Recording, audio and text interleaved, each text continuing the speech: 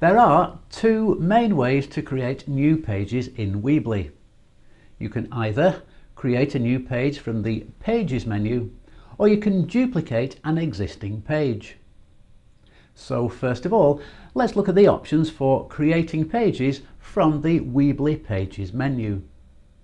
And for this example, I've chosen one of the portfolio themes called Sarah Smith.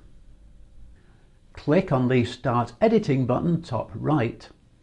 We can ignore the options for connecting to a domain for the moment because these can be set up later. In the main dashboard, click on the Pages menu at the top. Then click on the plus icon at the top to create a new page, which will bring up several options. The one you are likely to use most often will be the standard page. So we can call this a new standard page. This gives you a blank page, but with the theme's header and the footer at the top and the bottom.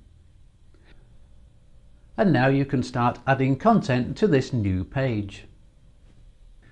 So for the purpose of this demo, let's quickly add some content using the Add Layout option here, and perhaps add some featured material here, so that it starts to look more like a web page.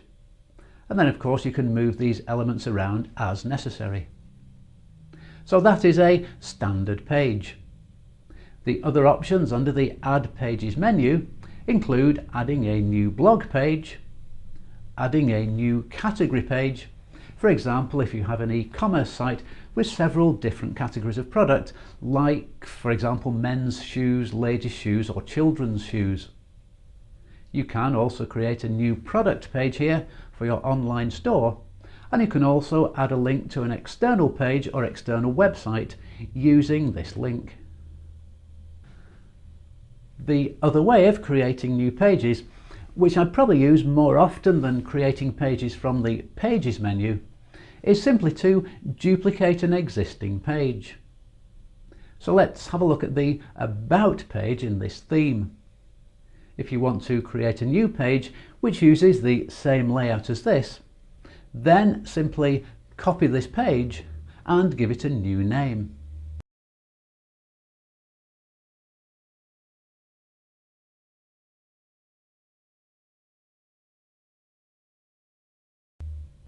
Now I can just select the elements on the new page and start adding in the new content.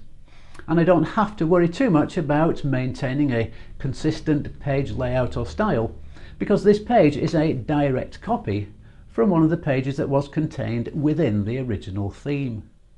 So as long as I don't start moving stuff around too much, I know that in design terms it will sit comfortably with the other pages on the website. One final point to remember: as new pages are created, they are automatically added to the navigation bar, as you can see here. If you don't want your page to appear in the navigation bar, then simply go to the Pages menu, click on the page that you want to hide, check the box which says Hide in Navigation, and the page will be hidden.